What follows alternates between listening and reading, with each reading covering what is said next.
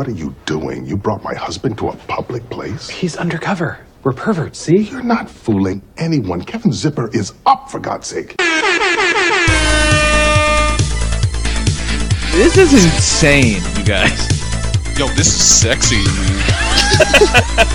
Broadcasting live from the internet, it's Tuesday night, and this is the PanelsOnPages.com podcast with your host, Lee Rodriguez. At the end of the day, babies are terrible people, and I'm not sorry for saying it. Jason Knize. Motherfucker, I won best costume! Jose Guzman.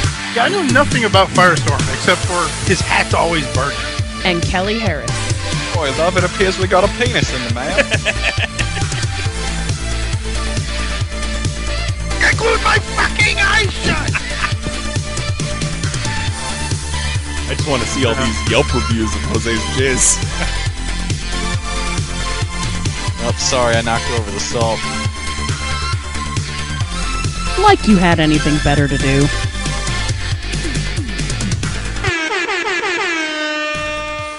Hey, what's happening, everybody? Today is Tuesday.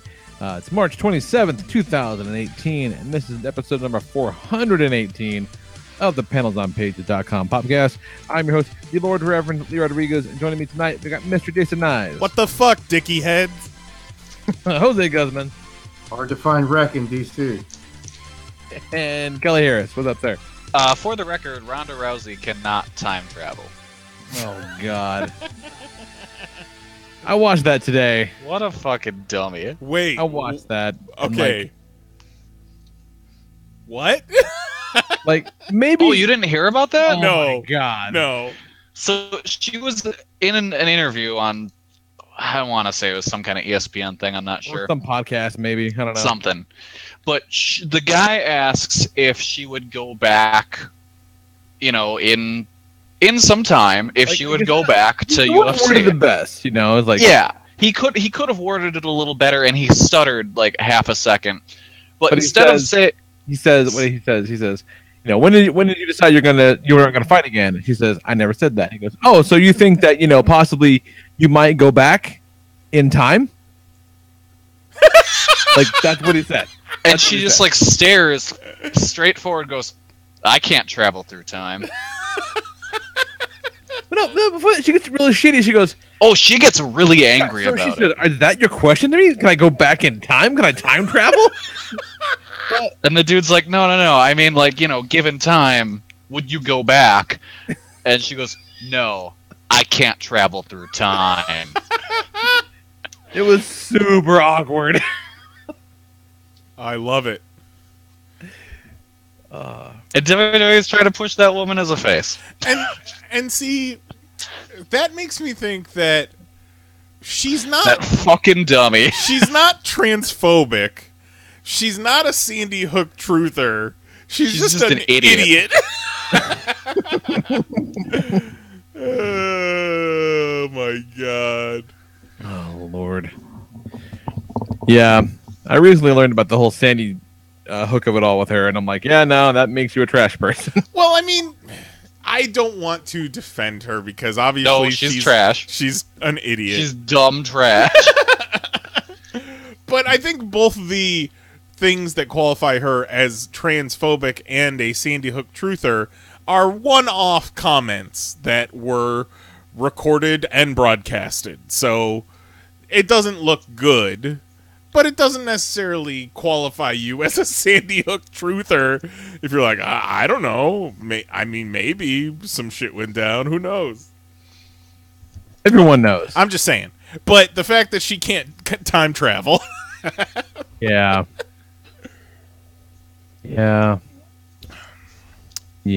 Should go back and tell her don't take that match. You get punched in the face a lot. Well, that's probably why she got so shitty with the dude. Because she was probably like, yeah. If I could, I would.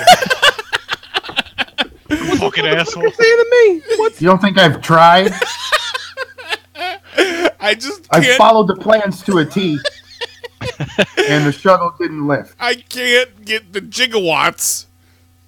God I damn don't it. think I tried to hang myself in the bathroom so my head would smash into the toilet and it'd give me a good idea. Oh my God. So yeah, that's That's good. It is when she comes out on Raw, you know, her music hits, and that's cool for a little bit, and then she comes out and she's smiling. She gets, like, to the top of the ramp, and then once she starts high-fiving everybody, it's like, okay, we can stop now. That's as far as it goes. Anything more than that, and she just digs herself a bigger hole. So she had a match yet, or is her first match going to be WrestleMania? First match is going to be WrestleMania, but she has had physical encounters with probably half a dozen people so far, and every single one of them looked very dangerous and unpracticed. Oh. So she's been putting in time in the Performance Center, which is good. Yeah, well, that's not showing on Raw. When she throws someone over her head and they land super awkwardly. Oh, yeah, that's not a good time. Is she armbarring? She did. She armbarred Mandy Rose last night. Well, that's good. That's the one thing she definitely Well, should be doing. yeah, until she has a Misha Tate flashback and snaps her arm. Exactly. I feel like that might happen sooner than later. Hopefully it happens to Stephanie. Oh, Yeah, don't hurt poor Mandy. She's good. Mandy Rose, I tweeted this last night watching Raw, and I thought of it while scrolling through Instagram because I followed her on Instagram. She damn near has the proportions of a dwarf.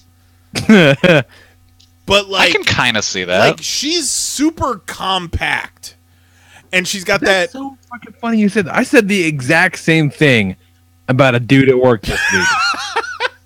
She's I was got, like, hey, that guy looks like a fucking like a full size dwarf, right? Like, no one else. Shit, this is why I don't talk to you people. That's like I met a guy that a lot of people refer to as full-size Peter Dinklage. yeah, that's a thing. like her legs and her arms aren't like dwarf length, but they're not super long either. And she's got that big old dwarf donk on her. She got a dwarf donk, y'all. You know how dwarfs have that just huge donk? I 100% know exactly what you're talking Mandy about. Rose has a dwarf donk, but it is not dwarfed at all. Like it. I understand. I think it makes perfect sense. I'm not going to argue the point with you. Yeah. Let's see. What the fuck else is going on? Now we're talking about crazy wrestling shit. Let's see. I got notes. What do I got notes about? I went to a friend's kid's Sweet 16 birthday party over the weekend. And you have never felt as old as I did in that moment. And by that moment, I mean the arduous fucking 4 hours. It was a long time. Now, And it's my wife's fault. My wife's fucking fault. Because there's nothing there for me. This kid doesn't give a fuck that I'm there, that Nicole's there. Like, her fucking friends are there. And Nicole's like, yeah, but I agreed to help set up and take shit down and help clean up. I go, okay. Then let's leave and come back when this fucker's over and help clean up. This sucks. She's like, no, like I said, so she was just, she was just as unhappy as I was. But there's one thing my wife will not do. It's, not suffer. Like, I don't understand. I don't understand it at all. It was a lovely time, but man, I had no business being there. Like it was rough. 4 fucking hours. You should have. Where was it? It was actually they rented a big meeting room at a hotel, like a Holiday Inn. Oh, you should have went looking for a wedding to crash or something. I don't think that didn't come across my mind. Or just rented a room for 3 hours and then... there you go. That's an idea. That's the move. But alas, we did no such thing. But it's fine. Whatever. So, yeah. And you don't even drink, so it's not like you could have just gotten shitty. It was a kids' party. There was no booze until they made me go get booze. Lee, we need to go get lit. One of the kids slipped you $100. Hey, old man. It was Nicole and the host. She was like, "Look, go to the store, bring back wine." And so they were sitting in the back of the room, just like nipping wine for a couple hours. Very much like a 16-year-old party would be, I would imagine. Yeah. But thank God that's all over with. What kind of Yeah, music? if it wasn't for those lame adults, that could have been us. What Might have been. What kind of music are the kids listening to these days? Some Lil Pump? It was a lot of shit that I promise you've never heard of. They got that post Kevin Malone? Probably. I don't know, maybe. Like, I think they may Was have been there any like, Big Willie style? you know? There was not. And that's how you know it was a bullshit party, in my opinion. Kelly is the king of Big Willie style. How has no one made that shirt yet? Shit, that is... Yeah. That's kind of obvious at this point. Yeah. Get on it, Kelly. Fucking cash it in now while you can. Copyright Kelly. That's right. We fucking said it. What else? Been wheeling and dealing on the Facebooks and eBays about a shitload of Transformers. Makes me very happy. How I cope. Got myself some bootleg masterpieces, which have been pretty fucking rad. I got myself a regular size Soundwave, and then oversized versions of Ironhide and Bumblebee, and they're fucking wonderful. They're so well crafted. Like, they don't feel shit. They feel just as good as the real thing. They got die-cast parts, rubber tires, the whole nine, and they are like a third of the cost of the real thing. It's kind of fucking nuts. So yeah, I will support your bootleg operation all day long. Chinese knockoff makers, no problem. I started Jessica Jones season 2, and it's good. It's good. You should all watch that when you get around to it, but you're not going to for a long time because there's just too much good shit right now. What's the next one? Is it Luke Cage season 2 is coming out next? Probably June. Fuck. It is Luke Cage. Yeah, you're right. They had like a teaser I saw, something. Yeah. Well, Mary and I's Disney passes have blackout dates for almost all of June, July, and August, so we'll probably just stay at home and watch Marvel Netflix series and catch up. Not a bad way to spend the weekend. I can deal with that. And the last thing I'll talk about is it's a personality flaw of mine. Some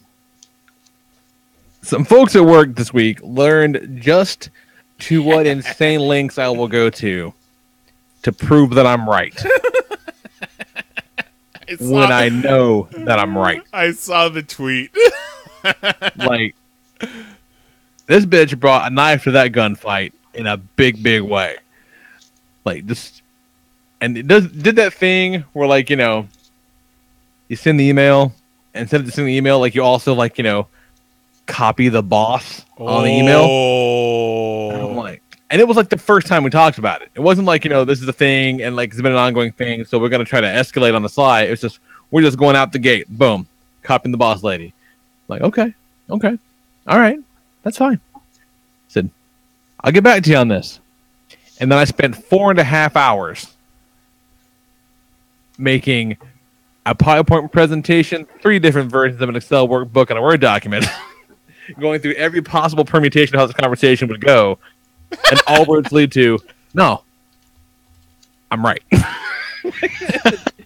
just watching this person just like sing for, because then we did like, and I wanted, again, I'm a sick person, so I made sure to schedule a meeting with the 3 of us in person, and I laid it all out like in line, and just watched her sink into a chair to the point where her fucking toes are sticking over her elbows, and it was amazing. It was so worth it. So, yeah. I'm not proud of it because it's not great, and I know this is a problem. And Nicole saw the tweet as well and texted me, and she just said, "Those poor fools." I know. I'm sorry, but that's all I got. What's going on, Knize? Well, this week I had some money burning a hole in my pocket, and I said, you know what? MoviePass has their $7.95 a month deal for a 1-year subscription. I'm going to go ahead and buy me and my wife some movie passes. Right on. How'd that work out for you? The very next day, it was $6.95 a month. Yeah. But still, a good deal. And the fact that they dropped it to $6.95, it says, or at least the article that I read about the discount, it says that they're forming relationships with exhibitors and studios, and it's all on the up and up. And John Michael's review of MoviePass has been glowing, and that motherfucker lives at the movies. So I feel like if there was any issues with it whatsoever, he would find out. No, that's true. In due time. So got on some of that MoviePass action. Still waiting on our cards, but it went from, in recent years, we do the big Marvel movies, the big Star Wars movies, and then probably 2 or 3 movies besides that a year. Now that MoviePass is coming, I had no interest in seeing Ready Player One. We fucking seeing that. Oh, don't do that. What? Why not? I can see it for free, essentially. You can see it for free, and at the end of the day, it's a fucking Spielberg movie. Like, he knows how to craft a film. I'm much more willing to take the chance on Ready Player One when I've already paid for my MoviePass than paying $14 a ticket to see it. Opening 100%. I can see. Okay, that's fair. I can see Pacific Rim 2, which I was kind of on the fence about. I really want to see Rampage, so Rampage is definitely happening. And then like shit that I had no interest in that Mary kind of wants to see, like Tomb Raider. We're gonna see all the goddamn movies. Goddamn it! I'm happy for you. Man, I fucking love movies, and I never get to see movies anymore. That's a damn shame. So looking forward to that. We hit up Magic Kingdom this past Friday because Friday night was our last day of our passes for the next 2 weeks. There's blackout dates for spring break, and they just redid Pirates of the Caribbean. Have you guys heard this story? No. There's the scene in Pirates of the Caribbean where it's an auction, and they're auctioning off women. And the chick at the top of the stairs is this. She got a lot of junk in the trunk. The auctioneer's telling her to show that ass to the crowd, and all the crowd's yelling, "We want the redhead," because there's this sexy redhead down at the end of the line, and they all want to bid on that chick. So, since we are in, they should call it woke world because we're woke as fuck now, and you can't have people being auctioned off. So they changed that scene so that the redheaded chick is now a pirate participating in running the auction, but now they're auctioning off like riches, like paintings and livestock and chandeliers and shit like that. That rings hollow as fuck. Explain yourself. You don't become a pirate to then auction off the booty. You keep the booty, you dummies.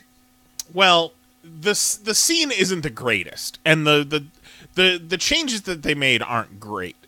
But seeing that they've made the character's name is Red, who was previous human slave, sex trafficked woman, is now a pirate with agency. I was like, you know what?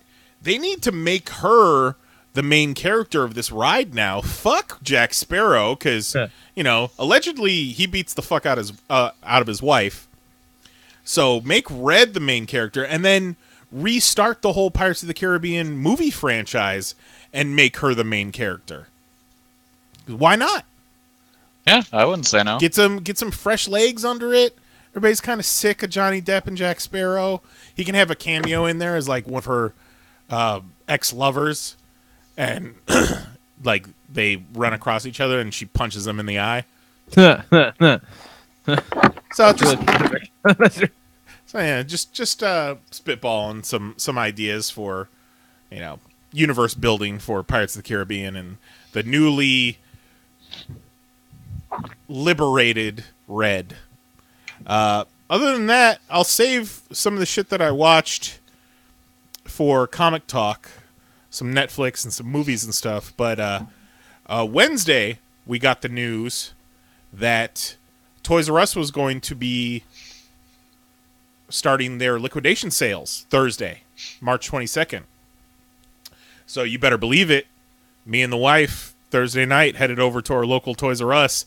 And as soon as we walk in, there's a sign printed out. on like a computer printer, and it says, "We don't know where USA Today is getting their information, but our liquidation sales do not start today. Sorry for the inconvenience.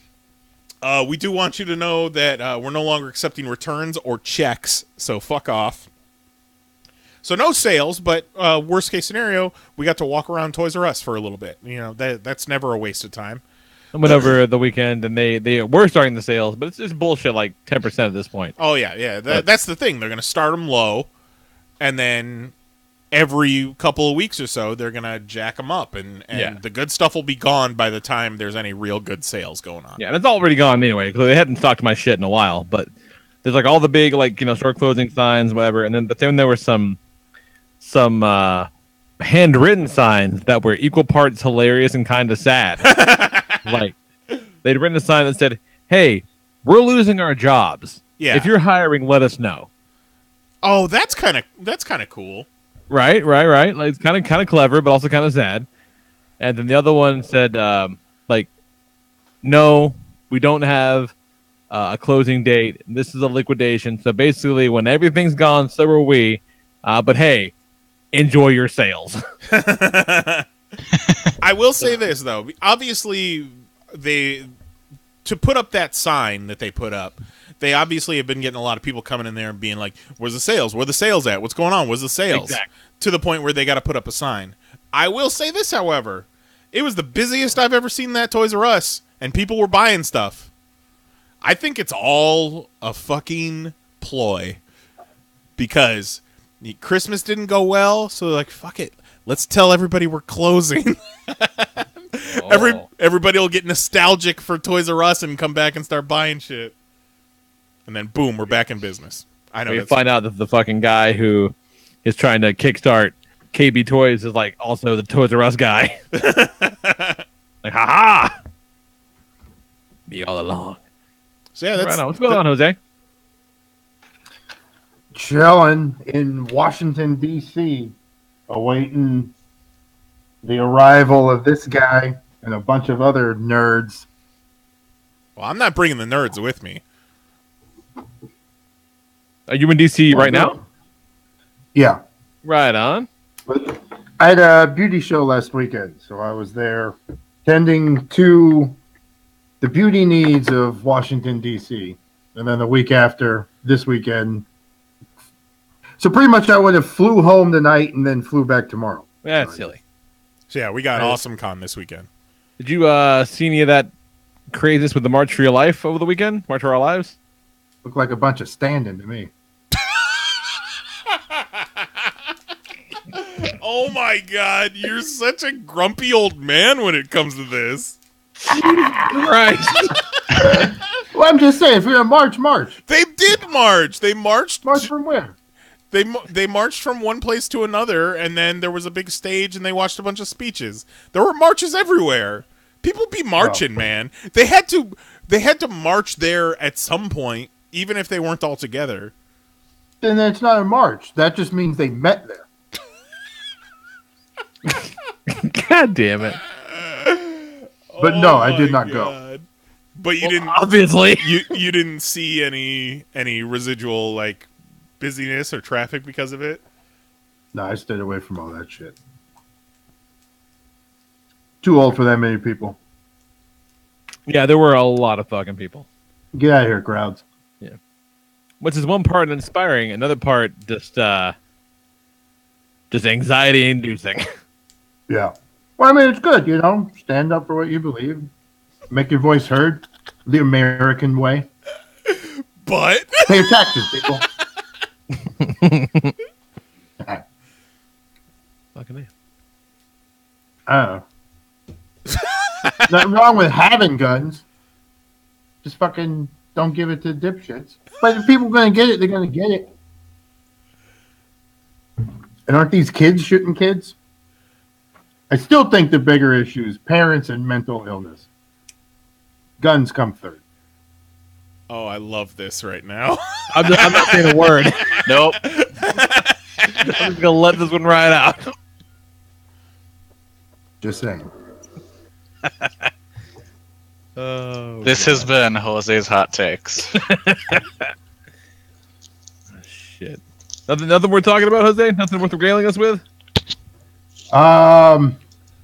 Nothing legal. Oh. All right. Allegedly. What the fuck's going on, Kelly? Tell us the story. Let's see. What have I been up to? Not a whole lot. I finally finished up season 2 of My Hero Academia, and goddamn, that show is good. I need to watch that. It's probably the best piece of superhero media out there today. Goddamn. Like, overall, not just, like, in Japan, but, like, across everything. Yeah, that's high praise. Yeah, no, it's really good. So yeah, season 3 starts up real soon, so I kind of had the, oh shit, I better finish this moment. So I plowed through, like, 7 episodes last night. So I finished that.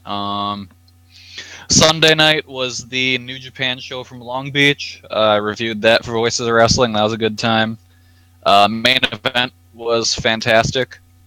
I went 5 stars. Our full review team went 20 stars total on it. Goddamn, son. That was a real good match. Get a 5-star match out of Kelly Harris. One of my favorites of the year. So far, that's my only 5-star match this year. But it's early in the year.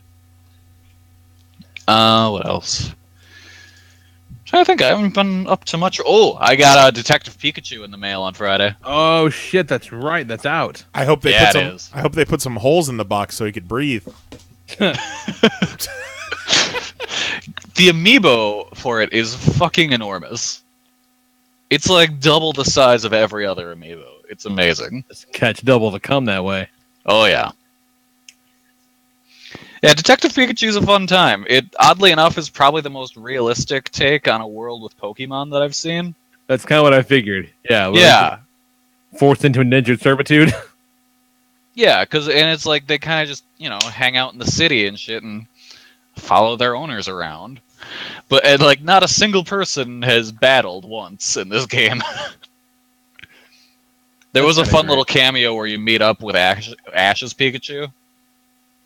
Where like you're trying to find your Detective Pikachu, and you just find another one in the sidewalk, and like, all right, come on, let's go.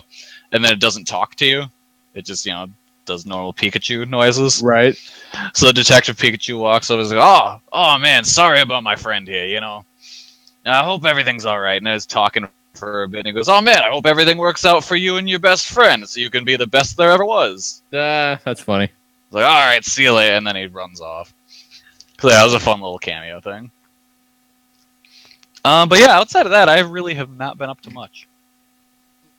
Right on. See, this is all the calm before the storm, you see. It's all nice and chill.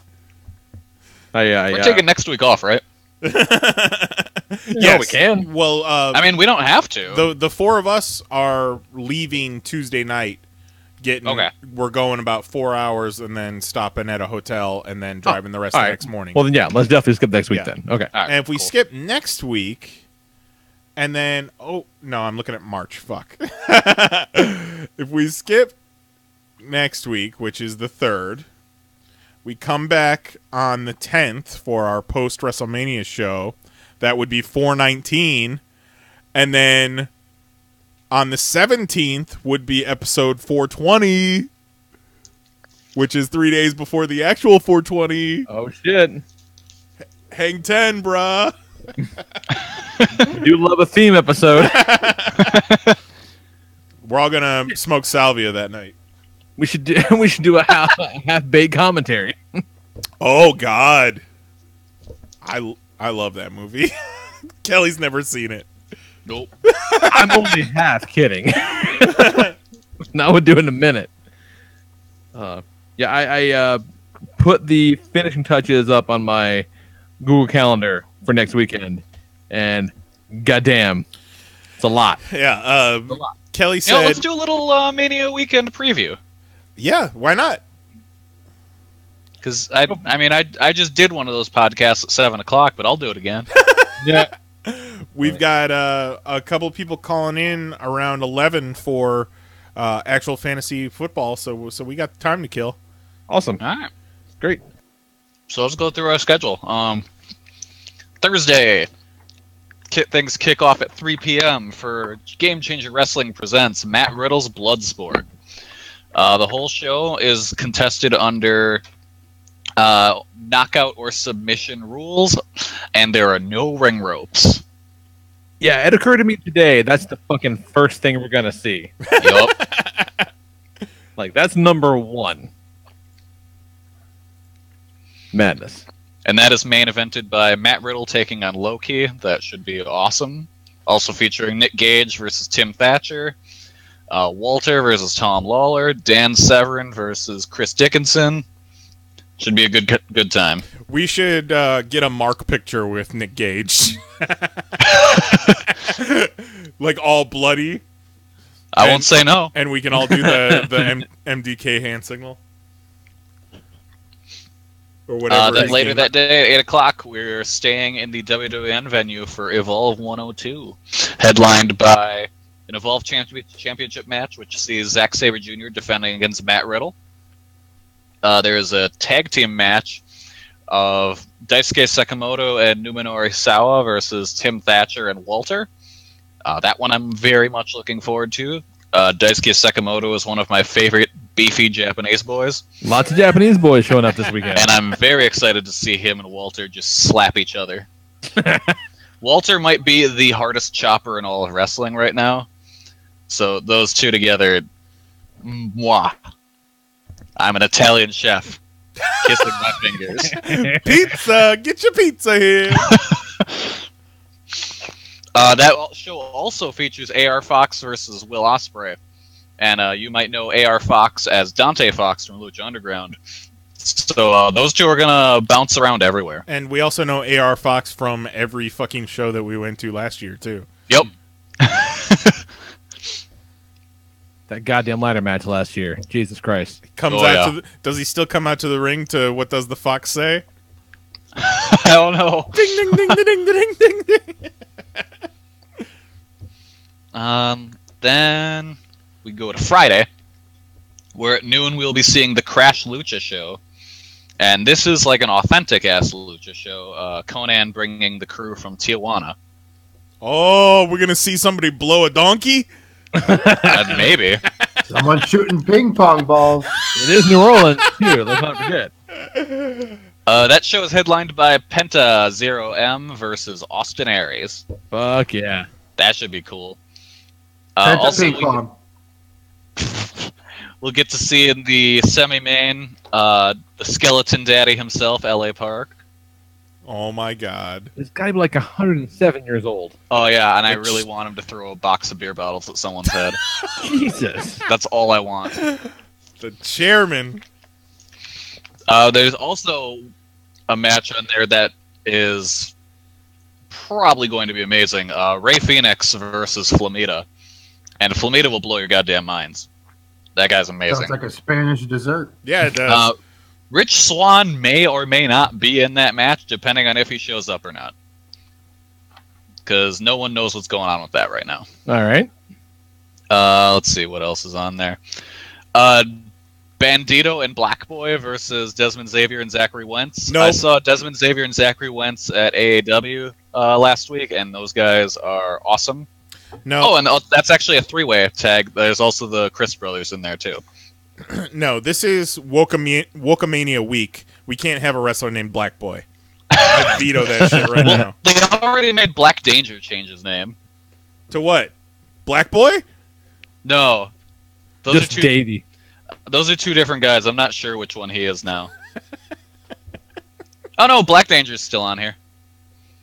He's in the match with, where it's a four-way with a team of a man and a woman on each, a man and a woman's on each team. We get to see Joe Ryan in that match as he's billed here. Yeah, I saw that and I was like, is that Joey Ryan or is it another guy? It is. But Okay. They just forgot the why. But I hope he was like playing a dad version of his character.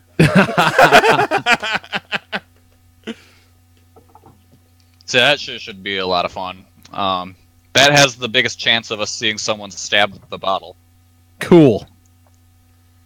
Then at 4, at that same venue, we'll see Rev Pro which is the British company, headlined by Tomohiro Ishii versus Zack Sabre Jr. That should be awesome. Also on there is Minoru Suzuki versus Jeff Cobb. And what could be one of the craziest tag matches of the entire weekend. Kota Ibushi, Flip Gordon, and Shane Strickland versus Rocky Romero, Will Ospreay, and Chucky T. That's a lot of flippy shit. Oh, yeah. Now, even though he thinks the Earth is flat, I still enjoy the work of Flip Gordon. At least Ronda Rousey hasn't come out and said that she thinks the Earth is flat. Yet. Yet. And also on that show is a sleeper that could be one of the best matches of the whole weekend with Martin Stone versus David Starr. Martin Stone you might know better as Danny Burch from NXT. Yeah. For whatever reason, they just keep calling him that instead of Martin Stone, and they don't sign him. I don't get it. Then that night at 8 p.m. is the WWN Super Show. Main event number 1 is Keith Lee defending the WWN Championship against Daisuke Sekimoto. Once again, two beefy boys slapping each other. I didn't realize until recently how much of a big fan you are of beefy boys. I guess that's why we get along so well. Yeah. And if you would just find another beefy boy and you'd start slapping each other, oh man. Not it. Don't worry, there'll be plenty of beefy boys in That's true. Or in New Orleans. We should see if Whitworth's coming to Mania. There we go. That show also features main event number 2 of Zack Sabre Jr. defending the Evolve title against Numenori Sawa. That should be really good. That'll be more of your grappling type match. Sawa does not wrestle very often anymore. I think he was pretty much retired until very recently. He works more of a kind of shoot style, so that should be a good matchup. Evolve tag title match. Chris Dickinson and Jaka defend against Walter and Tim Thatcher. That should be awesome. Chris Dickinson and Jaka are madmen, so I'm sure Walter will just beat the piss out of him. Fucking Walter. Because Mahoney's still in our WrestleMania Facebook chat, and Kelly's listing off some of the matches, and Mahoney sees this, and he just goes, Walter! This fucking guy's name is Walter. You guys are all gonna love Walter by the time the weekend's over. I'm sure. We actually get a women's match on that show. Mary will be happy. Lufisto defends the Shine Championship against Holodead. And that show also has Matt Riddle versus Will Ospreay. Should be a good time. Ooh. That'll be good. Then it might be the centerpiece of the whole weekend. 11:55, Spring Break. Yeah. So goddamn excited. Headlined by Joey Janela versus the Great Sasuke, who I hope he has a barrel. I want to see him put a barrel. I went from a year and a half ago not knowing who Sasuke even is to being like, oh, he's going to have a barrel, right? If he doesn't bring a barrel, someone in the audience will have brought a barrel. Oh, yeah. David Starr is going to wrestle Mike Quackenbush in one of Quackenbush's very rare appearances. That should be really good. Walter, once again, takes on Quebecer Pierre. Walter getting paid this weekend. You got to. The good old clusterfuck. Nick Gage taking on Penta Zero M in a match that will shower us in blood and glass, I'm sure. God damn. I hope they fight past us like Matt Tremont and Eddie Kingston did while the guy sleeps. And then also James Ellsworth versus Matt Riddle. Oh, that promo was so great. And there are still 2 matches that Joey's not going to announce going into the show. Yeah. So there's 2 more matches on there. Kelly... he's not going to announce them, period? As far as I know, they're just going to be surprises for the show. Yeah, he just said, fuck it. They're selling enough tickets. They don't need to give everything away. They're past 1,000 tickets sold. This morning, Kelly's like, all right, everybody, we got 3 more shows to buy tickets for, so let's do this. And then I'm looking at the schedule. I'm looking at which shows they are. Then I realize with the Crash Lucha show, which is, what, noon on Saturday? Yes. We're watching wrestling from noon until probably 2 a.m. on Saturday, you guys. Yep. Yeah, it's a lot. It's a fucking lot. Saturday. No, that's Friday. That's Friday. Okay, Friday. Yeah, No. that's Friday. But Saturday is kind of is different because the Saturday show, the last one is Kaiju on Okay. Saturday. Yep. Okay, Friday is the 12 to 2 a.m. Yeah, I said to Mary, I said, okay. Saturday's gonna be late too because Kaiju starts at like midnight. Yeah, but it's not. but then We're we watching- lead directly into Pile Drivers and Pancakes Sunday morning. No, that's Saturday morning. Saturday morning. Yeah, it's Joey Janela at midnight and then Pancakes Saturday morning. That's right. Yeah, Yeah, I talked to Mary. I'm like, okay, look at these last 3 shows and see if you want to consider maybe sitting any of these out because, you know, we're seeing a lot of fucking wrestling. We're seeing And a lot. I don't want her to get burnt out. And she's like, nope, I want to see all of those. I'm like, all right. Yeah. Fuck yeah, Mary. All right. I told her, I was like, okay, we'll get tickets to all these shows, but if you get burnt out, worst case scenario, we're out, you know, $30 for a ticket or something. So Yeah. And if she wants to go to Shimmer Saturday afternoon, I will go with her. If no one else wants to, I will do that. I don't care. I honestly I don't want to cast aspersions on my lovely wife, but Friday 12 to 2? Oh no. That's gonna she's gonna be wrecked for the rest of the weekend. I wish we could bring Mahoney along for Friday. Remember last year when Mahoney said that he was gonna fucking just make a cameo appearance and read a book? Nah, but All right, so this takes us to Saturday. Kicks off 11 a.m. with Pancakes and Pile Drivers. There is a joint show this year between AAW, Pro Wrestling Revolver, and one other British company that's name escapes me at the moment. The first match announced was the Lucha Brothers, Pentagon, and Phoenix taking on Teddy Hart and Jack Evans. Hell yeah. So Teddy Hart's probably going to do something stupid. yeah. And if any of us want to buy weed that weekend, we know who to find. Yeah. Jose. Teddy Hart. Teddy Hart is who we need to find. I was going to say Jack Evans, probably. Teddy Hart. Either one of those probably. Teddy Hart, you can buy weed and exotic cats from him. Yeah. And potentially people. Probably, yeah. That also has Meiko Satomura versus Jessica Havoc versus Kimber Lee. I'm excited for 1/3 of that match, and that's Meiko Satomura. He is awesome, and hopefully will kick both of their heads off their shoulders. There's the worst match we might see all weekend with Colt Cabana and Marty DeRosa taking on Joey Ryan and Session with Martina. But Colt and Joey will make it entertaining, at least. Yeah.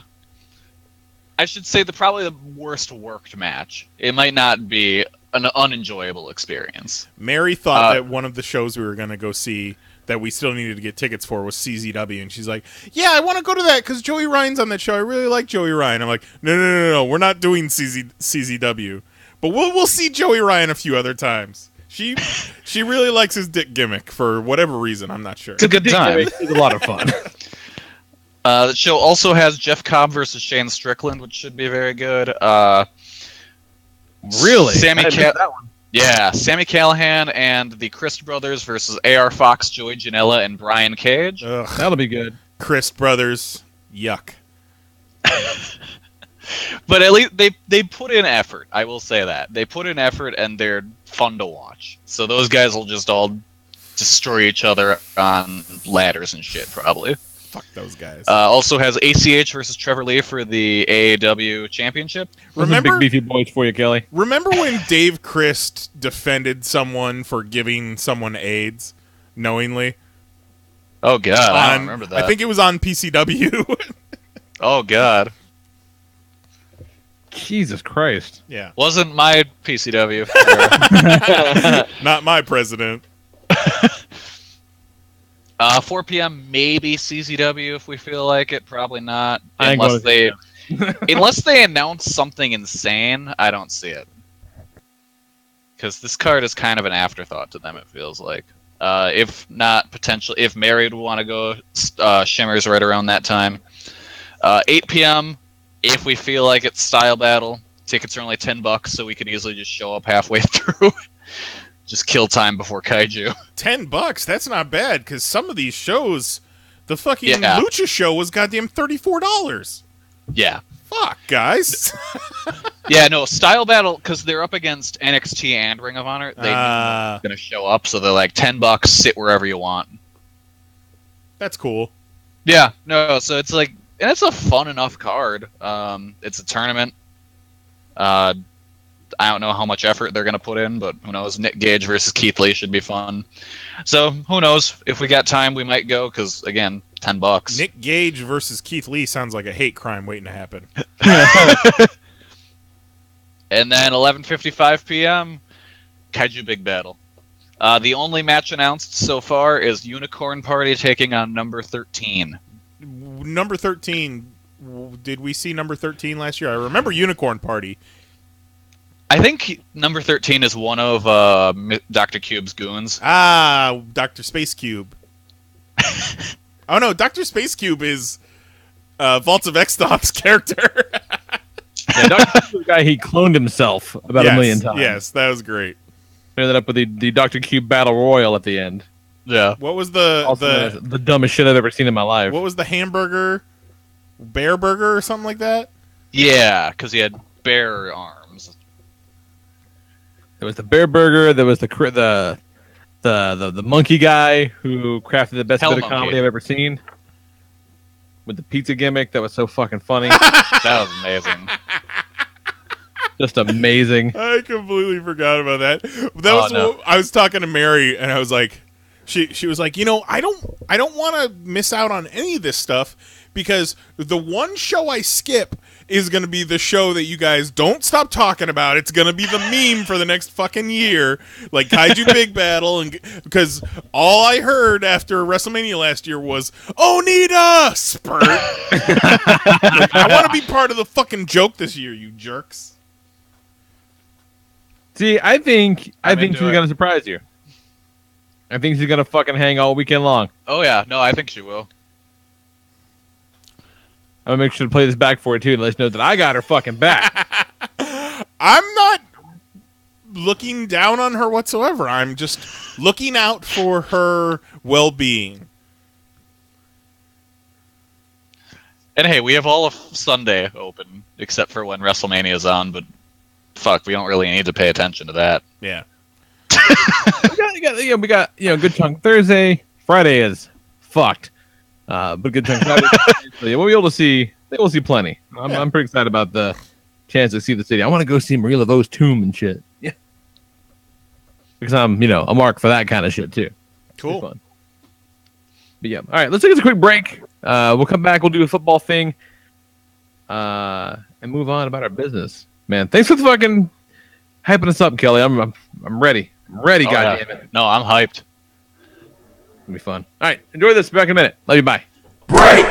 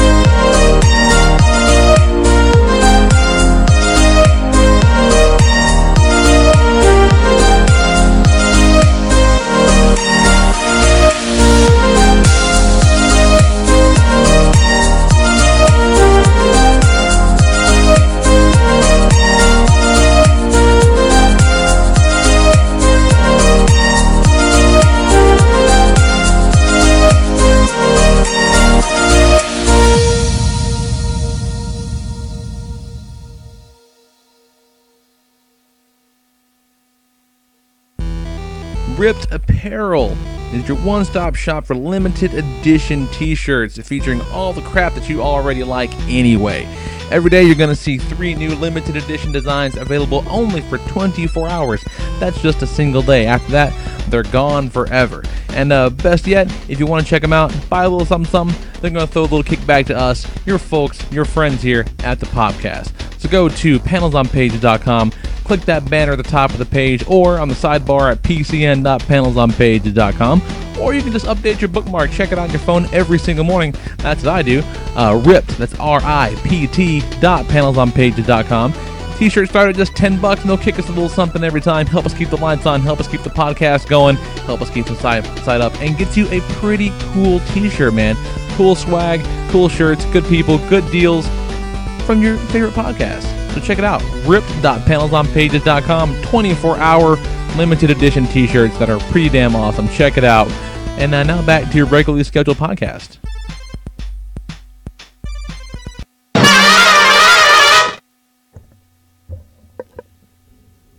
Good times. Yep. Got myself some local artisan cheese. Snacking on. Ooh. By the way, I'm living through you guys next week. Oh, Tito's here. What's up, Tito?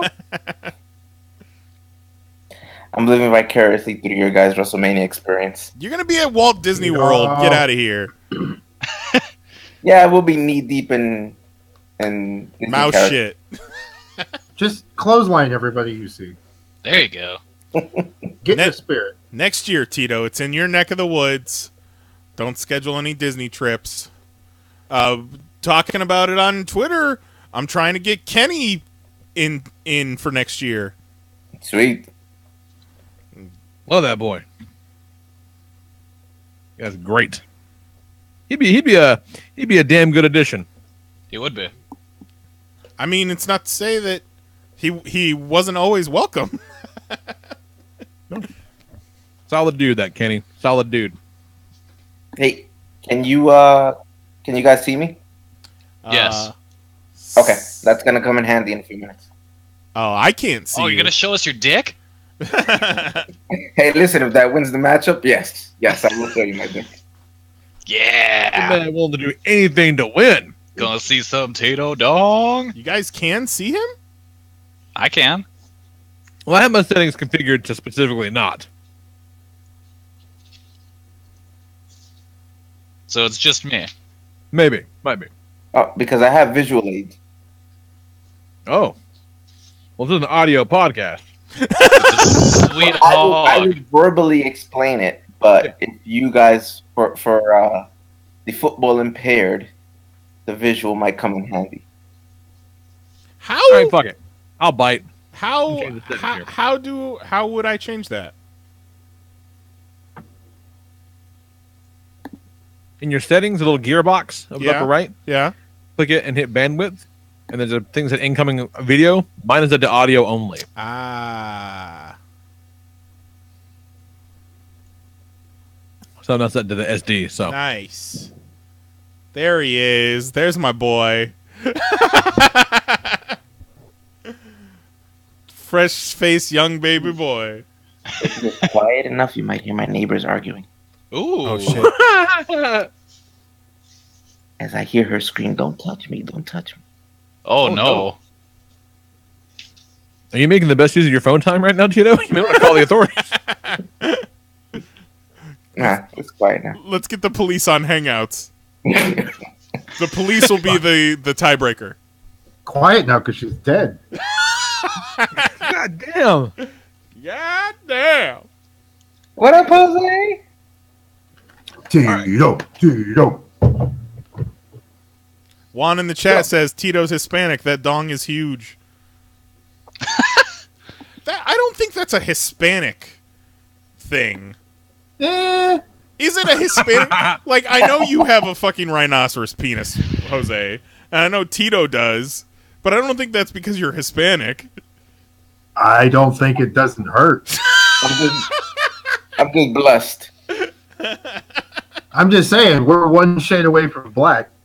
All right, well, I guess Juan's gonna have to whip it out so we can fucking Confirm. Whip it out and stick it in the toilet.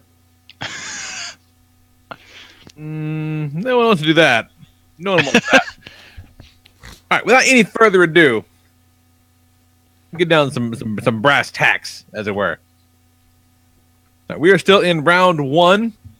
Really milking this. Because, man, I tell you what, every week, some of our highest views we're getting because of this goddamn tournament. Thank you, It's Zero. fucking goofy. It's fun, man. It is. Like, I was thinking the other day, like, maybe we should have a separate show just for fantasy sports. making that Patreon gimmick. There we go. There we go. Just saying. So, round 1. This week we got Sharks, Apple of Dad's Eye. Ooh. That's the team of Cable, X-Man, and Rachel Gray. Very clever. Rachel Ray, she cooks. What the fuck's a cook gonna do? She's got some of that EVOO, so makes the field all slippery. He's trying for that water boy gimmick. And that's taking on Tito's, the secret frightful threesome of Taskmaster, Venom, and so the Flash Thompson Venom, and Sandman, who have already got 1 win under their belts from the preseason game. Yes, the qualifier. Yeah, the qualifier. Who did you beat, Tito? You beat Vetter, didn't you? Vetter. Yes, and Vetter was not happy. No, he wasn't. He was not happy. He was complaining about it in the chat. These guys taking this taking shit. on our DC side of things. We got Jose's Dos Asterix, Cyborg, Killer Croc, and Green Arrow. Taking on Vetter's DC TDs of Savitar, Martian Manhunter, and Supergirl. That team ain't no bullshit. That's a solid team. Savitar. It's fucking DC, so they got like 11,000 fucking speedsters. And Savitar is like the god of speed. He looks like a... Well, I think I might have found his one weakness, though. Wait for it. Wait for it. Oh, I'm waiting. I'm just letting that out. A little hint. All right, so... I like it. Why not? I want to be. All right, so for starters, we're going to do Tito's match first. So that means we're going to look at Tito and Sharks. She wrote in an email. God damn, he wrote it in an email. All right. But you know what? He didn't. But I'll take a long email over 3 goddamn voicemails any day. So it's okay. Love you, Travis. Okay. Shark writes in, says, "Hey, Pop Crew. After almost losing the DC round, I learned from my mistakes. Cable's cyber ability, X-Men's telekinetic, Gray's psychic powers make them different enough to be on the same team. Cable and X-Men do have feedback buzzing in their brains and they're close, but in the comics, they were still able to use their full power sets. You didn't have to tell me that. I never would have fucking known that. You just disclosed A weakness. You just disclosed a weakness. I never would have known that. Anyway, he said, let's look at offense. Cable would be the team's quarterback. He's got the cybernetic arm, which would make him a force as a QB, cybernetic eye for tracking of defense and offensive players, and has a slight precog ability, moments to minutes from being linked to Rachel, which means he would be able to avoid costly sacks or interceptions. X-Man would be my wide receiver. He can make multiple fake versions of himself, which would cause the defense to easily be confused. There's only one real him, so it's not too many players on the field. They're holograms, so there's no tangible person. He can change water molecules in the air to mimic shapes. He's got telekinetic abilities and can use that to pull in an off-target pass. I appreciate the qualifier. Like, look, motherfuckers, this is not breaking the rules, and this is why. I like that. Lastly, Rachel Gray is a heavy hitter on the team.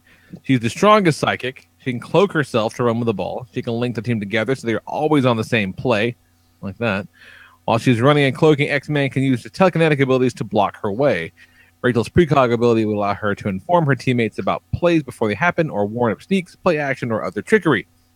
On defense, Cable would be the strong safety due to his speed, hitting power, and cyber eye tracking, all that shit.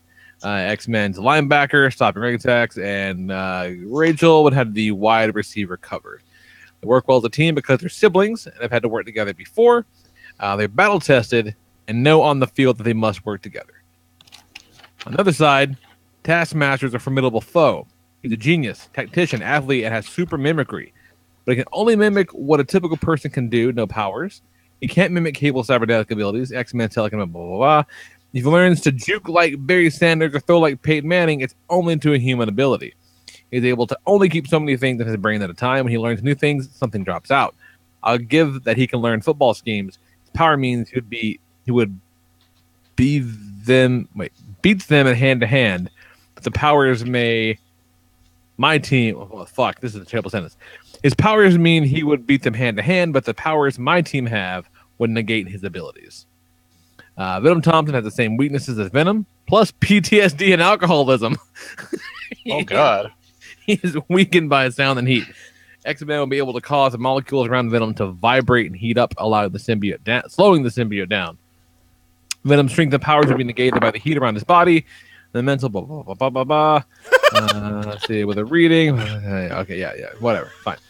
Sandman is tough, but his only weakness would be heat and water and mental stableness. The air around Sandman can be vibrated enough to turn him into solid glass. All right. It doesn't hurt him to death, but would slow him down. Good qualifier. His power may allow him to use the whole field and pop up anywhere to catch the ball or tackle. Rachel's precog ability, X-Men telekinetic abilities would help battle this position. Here we go. Rachel also has a power called Dilate Power, which she can cause the cervix to expand to accommodate the birth of a human child. No, that's not that at all. Sorry, wrong one. Dilate Power. I was really wondering where that was going. We're getting burnt on the put field. the football in there and run, and they'll never know where it is. Just shoot ping pong balls at him. The Dilate Power, where she can cause the user to have less control over their powers. She can cause Venom and Sandman to lose control of their powers, making them unstable on the field. Sandman will have a touch time catching the ball if he can't keep his hand stable, and Flash needs Venom so he can run. Rachel would cause Flash to have a PTSD attack as well. I should be in the chat to help defend myself as needed. Thanks, Matt, sent from my iPad. Yeah, Matt in the chat says that you breezed over the fact that if they're able to take out Venom, Flash can't run because he has no legs. Solid. That is it. I did not mean to overstep that, but that is 100% true. Yes, 100% true. Are you done? Oh, what you got, Tito? Okay, can I win now? What you got? Let's see that dick. He brushed over the glaring weakness that you pointed out, which is kudos to Matt for bringing it up, because he just brings it up and then kind of brushes it to the side. But Nate Gray and Cable being almost identical in genealogy creates a huge weakness. To be specific here, as I read, his biosignature and psi signature are so identical to Cable that his minds are interconnected, causing them a great pain and spontaneous exchange of memories when they're in close proximity to each other. Well, that's a problem. Oh. That negates the both of them. That's a problem. Because you're going to have two guys on the field not knowing, am I running his play, am I running my play, whose play it is, or they're going to be cowering. Whose purpose am I thinking about? Is it mine or his? Yes. Or they're going to be cowering from the huge headaches that they both have. They're out. They're done. That leaves Rachel there, which is protocol, but she can't cover everybody. She can't do everything on her own. Taskmaster, being my tactician, being my quarterback, has an open playbook, knows everything and anything about football, has studied all the greats. He is the great. With Sandman and Venom, I have big versatility in that they can transform themselves into big bruisers, or they can transform themselves into slight speedsters. Being able to transport themselves quickly, there's no blocking them. They can go right underneath you, go right around you. You're not blocking them. So that frees them up. So they can each be a running back, they can each be a wide receiver, they can each be a safety, a linebacker, a defensive tackle, whatever I need them to be. So that's hugely versatile. Secondly, going back to Taskmaster's, and here's where my visual aid comes through. Taskmaster's playmaking ability.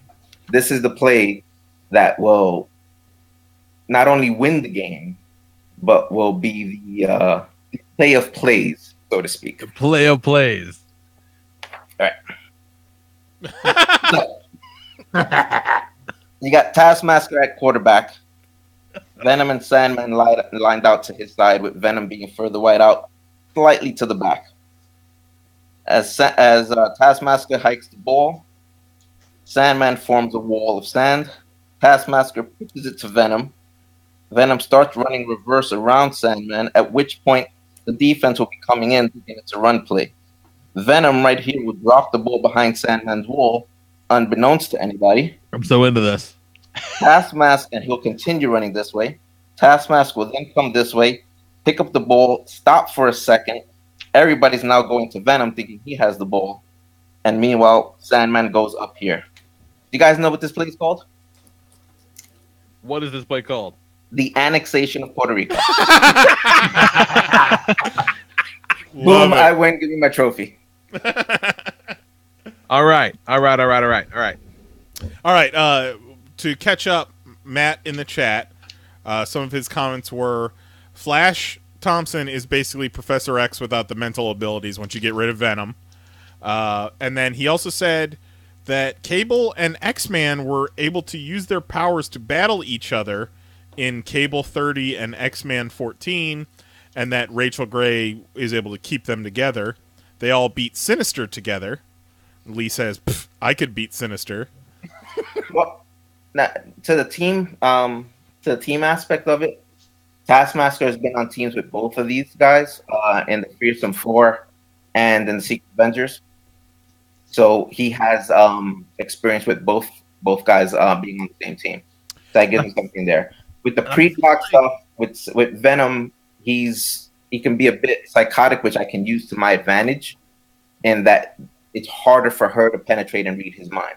But also if it's Flash Thompson Venom, that means he's already been sterilized on his home world, so he's actually pretty docile comparatively. Yeah, and I have an issue with, I guess Rachel and Cable both have precognitive abilities. Isn't that against the rules, essentially? Yeah, you can't look at the other team's plays. I mean, that's cheating. See, I think that's different. Yeah, they're not actively going through and looking at their plays. Yeah, but if they're going to know the play they're going to run, how is that not actively looking at their plays? And They're not going into their dressing room and looking at them. And also, we kind of addressed the cheating aspect of that last week. So I don't know. But I feel like maybe for something like that, it's almost like it's a possible. You know what I mean? So you can't see all outcomes. You know, so I don't know. I'm gonna let that one slide. But I do like Matt's argument of one of Venom's weaknesses is sound. So if you get the crowd into it, and yeah, but it's like Sonics. Yeah, but it's not just like crowd noise. Also, I don't necessarily think that it's heat either. I think it's specifically fire. For the sake of football or sports arguments, if you get the crowd into the game, if you're the away team, sometimes the crowd can make the difference between a win or a loss. Because I mean, if they've all got like vuvuzelas, maybe.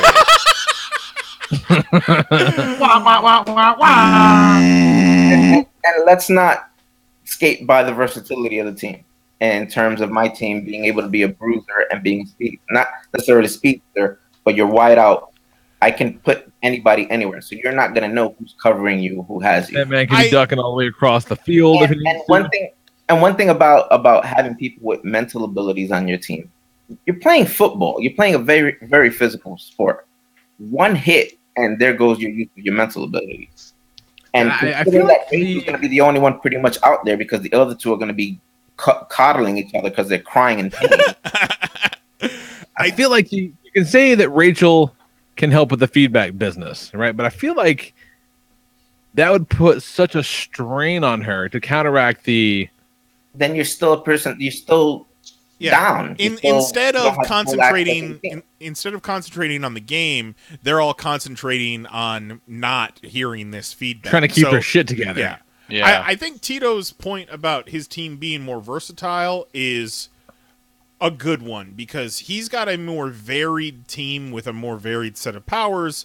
With 3 Summers siblings, you're looking at a very similar power set, and one is not heavy lifting in one aspect of the game compared to the other. And then those three together might end up kind of being more trouble than it's worth. Yeah, no, if Rachel was a bit stronger, I think she could hold them all together, but I haven't seen enough that would illustrate that to me. And Matt in the chat says, if they play on a field that's not actually dirt, Sandman can't do anything. And then that's not true, because That's not true. we crossed this argument in the prelims where he's still Sandman. Right. You know, he doesn't He's necessarily on need glass, on dirt, on turf. Yeah, he doesn't necessarily need dirt, but if he's on a dirt and grass field, it will benefit him.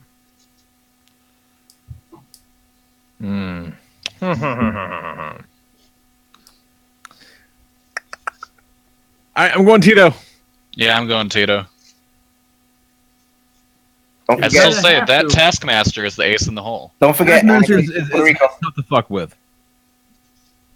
I think Tito's preliminary argument was better than his first round argument, but his preliminary argument might be able to get him past this first round, because I'm still remembering how strong that team was.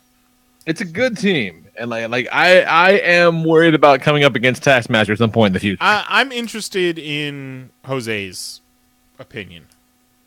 So she's saying that Rachel Ray can hold their team together, but that just seems like a lot of focus and just detraction from what's happening on the field.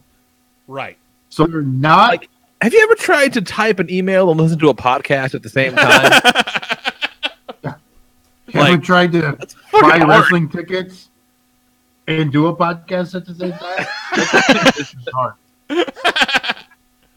So I feel that she's either not going to be focused like she needs to be on offense, or her guy is always going to slip by her on defense. And then the fact that if she can't hold them together, now it seems like he's always down a player no matter what. She's either holding them together and she's out, or she can't hold them together, now he loses two people. And anytime somebody's not guarding somebody, that's a touchdown. And anytime your head's not in it offensively, that could lead to turnovers. So I think for that fact, unless there's a definitive focus 100% on the game and keep them together, you kind of got to give it a...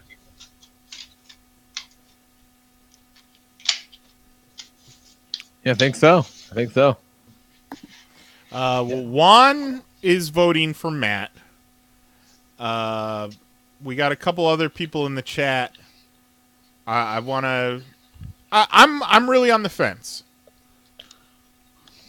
because the other thing with Rachel is she always pulls her punches. She never uses her ability to its full extent. And one thing you can't do when you play football is go half-assed. Anybody who does so is liable to get hurt. I like the creativity of Shark's team, the fact that they're all Summer siblings and they're essentially all clones of each other or whatever.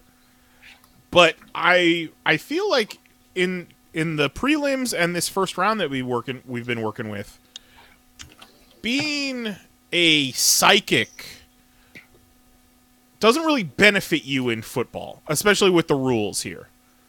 Yeah. Like, it's not a skill set that benefits you in this game. Maybe, I don't know what sport it would benefit you more at, but those types of characters aren't really doing it for me as far as football players go. I think any sport that might not be completely physical, there's so much going on that, I can read minds, but also I can't be busy reading the other guy's minds and also trying to listen to my teammates and make a fucking split-second decision. It's a lot to put on a person. And also, and it's very reactionary. If you want to go to the weakness of Venom, that the crowd's so loud that it could affect Venom, couldn't that loud crowd that's at the same time just very well affect Rachel Ray? Sure. Sure. But in my scenario, the Grays, the Summers team, got the crowd behind them, which is affecting the opposite team. Well, yeah, but a loud crowd's a loud crowd. If she needs to concentrate to hold these two guys together, it doesn't matter that they're cheering for the other team. It's still fucking loud. The home team does not hear the crowd just because they're cheering for them. Shark does mention that we did kind of gloss over the well, I talked about her cloaking, that she can cloak, but like my thing is like, is she going to be able to cloak? She's gonna have to do everything. She's gonna have to quarterback, throw the ball, catch the ball. Is she gonna be able to cloak, precog, and keep her brothers from pissing their pants all at the same time? And not to mention the fact that she's a woman, right, Jose? Am I right? This isn't the lingerie league. But here's the other. Her cloaking. She can't cloak the ball. So even if she's cloaked and she has the ball, you still know where the fuck she's at. You just clobber the ball. I believe back in my day, I can't even. Oh, you guys are killing me. Fucking Venom could like make a little mock ball in his hands and fucking distract as well. Which ball are you chasing? I don't know. Yeah, I just think that there's too much hinge on each other to keep each other going too much to be able to play a high-paced, fast, full-contact sport. It's a good point. Instead of having to use each other to cover up their weaknesses, the team should be greater than the sum of its parts. Right. They should complement each other. Yeah. The focus of that team is covering each other's weaknesses. Right. And you're doing all that, you're not playing the game. Well, it looks like Juan's the only one voting for Matt, so I think Tito runs away with this one. And solid effort. Tito did the annexation of Puerto Rico. Yeah, you got to give it to him. Visual aids on our audio podcast. I did take a screenshot of it, so I'll post it in the Facebook page. Nice. Yeah, Tito holding up the fucking plate needs to be the fucking still frame. That's great. It's fucking genius. I love it. But good team, Matt Shark. Damn good. And really, like, this is all imaginary, so no one should feel down about it. Yeah, there are zero stakes. But Tito is going to have to come harder round 2, I feel. Like, a lot of my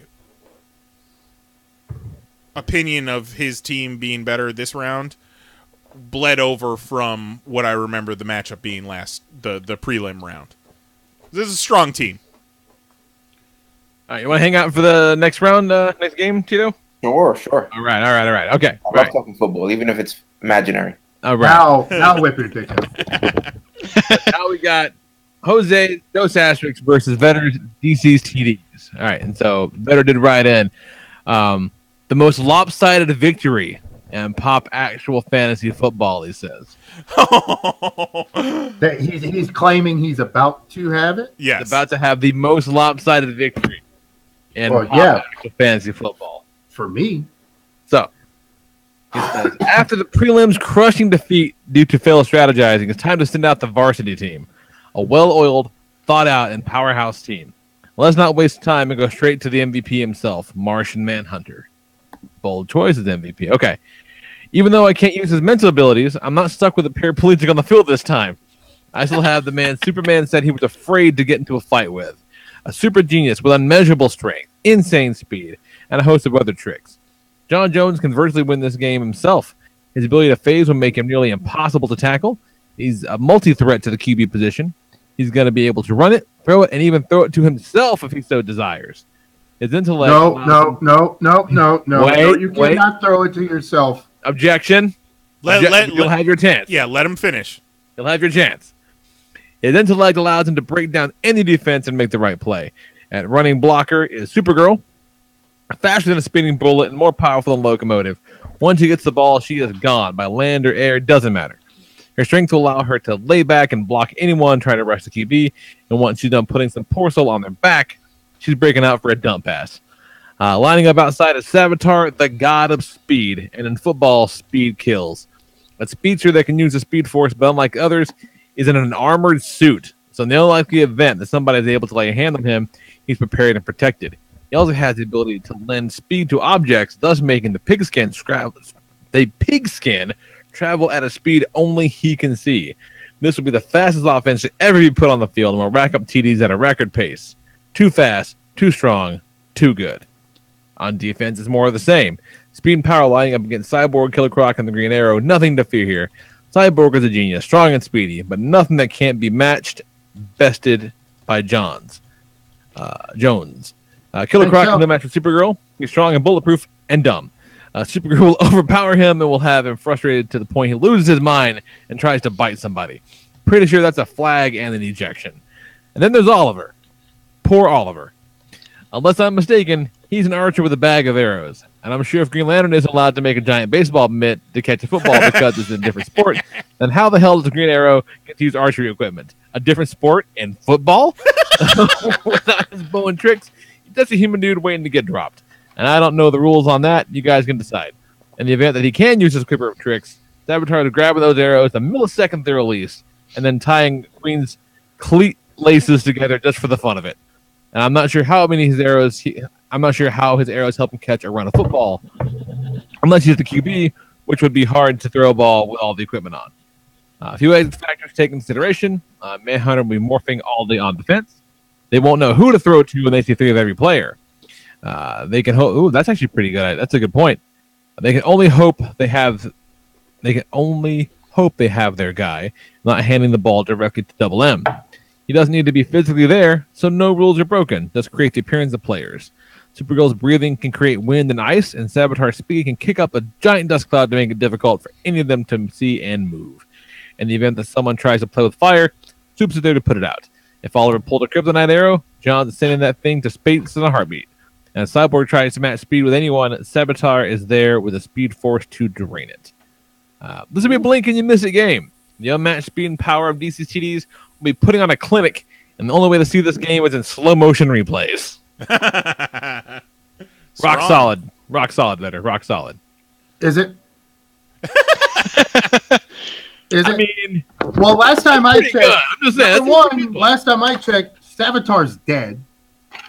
So, how's he playing? Well, for the sake of this game. Oh, I see. I didn't know we were bringing dead people back to life.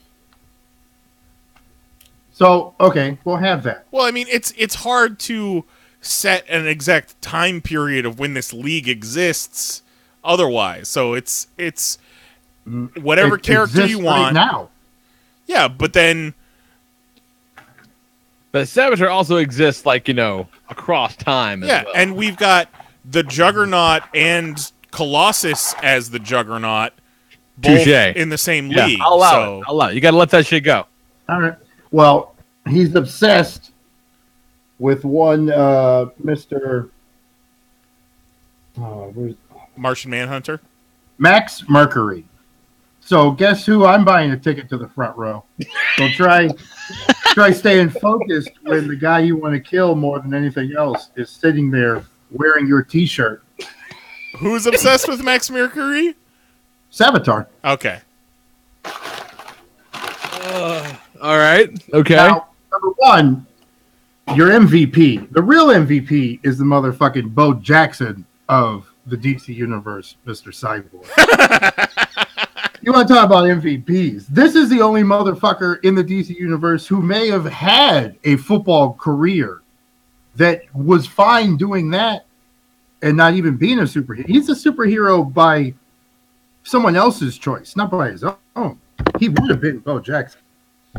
So, you pick a guy whose fucking weakness is fire. Do you not watch the entrances to every football game when the teams come running out and they're shooting fire into the air?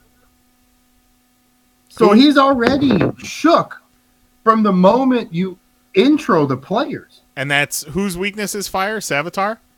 Or No, Martian Manhunter, Okay. his MVP. So if you lose your MVP right off the bat, how good is your team now? And it all stems from the fact that he saw a vision and knows he's going to die in fire. That and he watched the fiery demise of his entire people. That too. So your MVP shook from the start. Now every time Cyborg lines up and shoots a little burst of flame in the air, like one of them fucking Like a funny flare. car racers, whoosh, whoosh, done. Martian Manhunter is taken out of the game. You can have Wonder Woman below all you want, but you can't affect my player pre-snap. That's a penalty.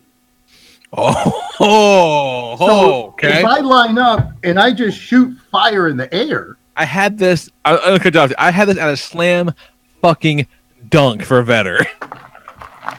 no, he already started off that Martian Manhunter is his MVP. This fucking guy. His Okay. MVP is taken out from the beginning. His MVP is gone. Now, all Green Arrow has to do is just throw the ball. He doesn't need all that other shit. He's good at fucking getting the ball where it needs to be. Now, since I have the Bo Jackson of the league, he will be my running back, who is probably unstoppable. Because he can calculate how you're coming at him and be able to plan a course that makes him untackable.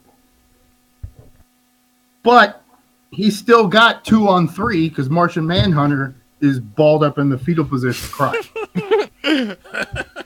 Who is his MVP?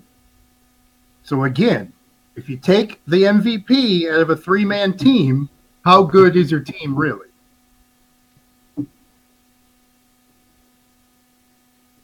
All right.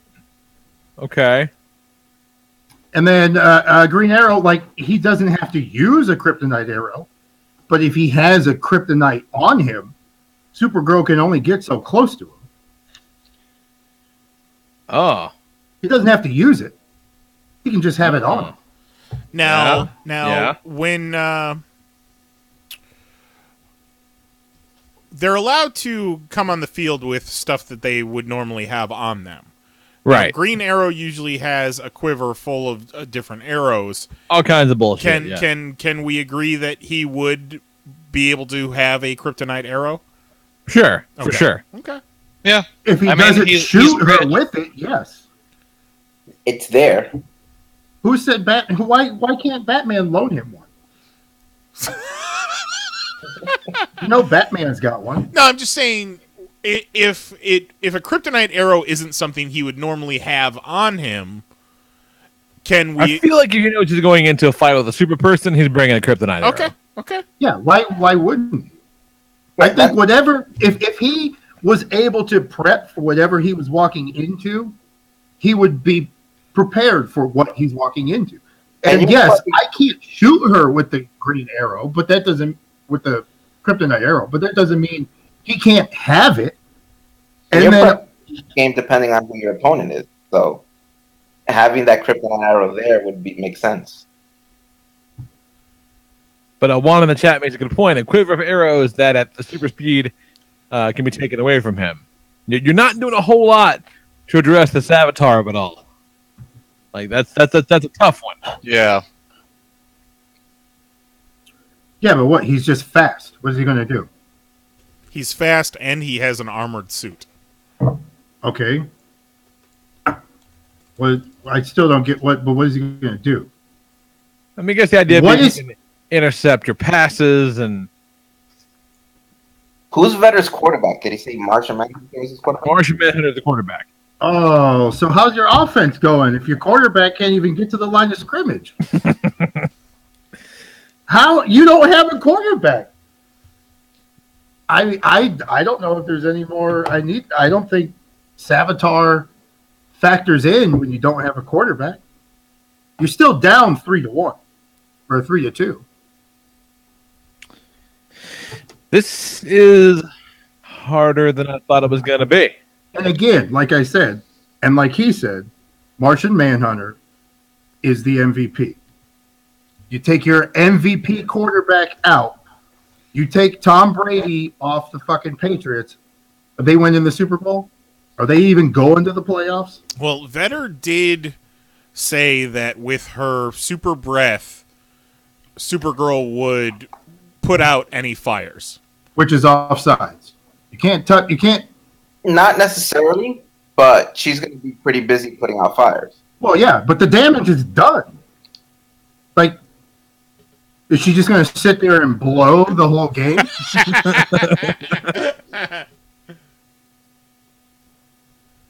Huh. I feel like Jose's counting a lot on the fact that Martian Manhunter is in the fetal position because he's afraid of fire. Which, Well, not for nothing, like, he flips out like a bitch every time someone lights a match. But I also feel that Matt's whole team depends on Martian Manhunter. Vetter. So Better. sorry. So if the guy he's leaning on to win the game isn't playing, What about Killer Croc, though? You haven't said much about Croc. Croc's just a nasty fucking wide receiver who gets it with fucking alligator, crocodile whips and fucking jukes and shit. Oh, yeah, it's the famed crocodile juke. Not for nothing though, Jose. Crocs aren't known for their reach. So I have to reach.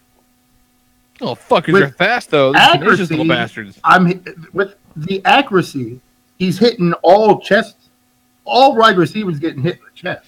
Wouldn't he be kind of a liability the same Why? way that King Shark was?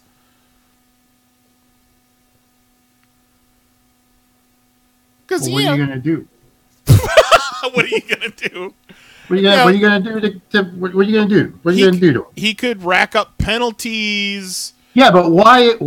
My team goes in easy breezy. It's 3 against 2. Not if Croc keeps getting penalties and shit like that. He's going to go in 2-2 Yeah, real quick. But but he's also why is he getting penalties? Because that's what he's a crazy criminal crocodile man. Not Yeah, like exactly a picture of stability. So he's going to take this serious. So everyone's he's just going to flip out because he's a villain. I'm not saying that. I just feel like you kind of left him out of your strategy. Because Martian Manhunter is down. His MVP is out of the picture. All right. We got to call it. It's getting late. Go, Kelly.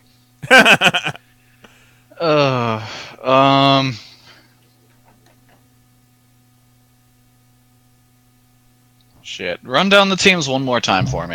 All right. We got the Dos Asterix. And that's Cyborg, Killer Croc, and Green Arrow. Take Otherwise on the known as DCTDs, Saboteur, Martian Manhunter, and Supergirl. Minus Martian Manhunter. I gotta go to the second team. Yeah, I got to give it to Vetter, too, I think. They got 2 players. Just taking a lot for granted. Yeah. But the 2 players are Supergirl and Saboteur. And what are they going to do? Just be fast? That's pretty fucking Be effective. fast and Is it? Supergirl. With no quarterback. Supergirl can throw a goddamn ball, son. So now it's her throwing to one person who's double teamed. Like, I still don't get it. All right, fine. I'm not judging this one. All right, my a team God. loses the MVP and still wins. That's cool. Oh, God. Who's got Knize? I got Bo fucking Jackson on my team. I My MVP's in the game. His MVP's not. Jose, you keep saying that name like you think I should know what that means. or that Lee should know what it means. I think taking... He was great on American Idol. No, that was Randy Johnson. Taking for granted that Martian Manhunter is a non-factor is a bad strategy. You should have a strategy to take on the whole team no matter what. Counting on the fact that it's 3 against 2 is... It's not counting. But who's stopping Cyborg? Vetter's strategy was more fleshed out. He had an answer for every member of the team and an answer for every member of his team's weakness. Supergirl blowing.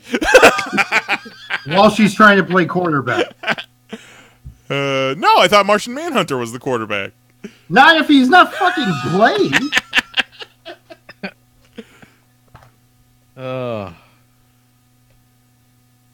What's it be nice?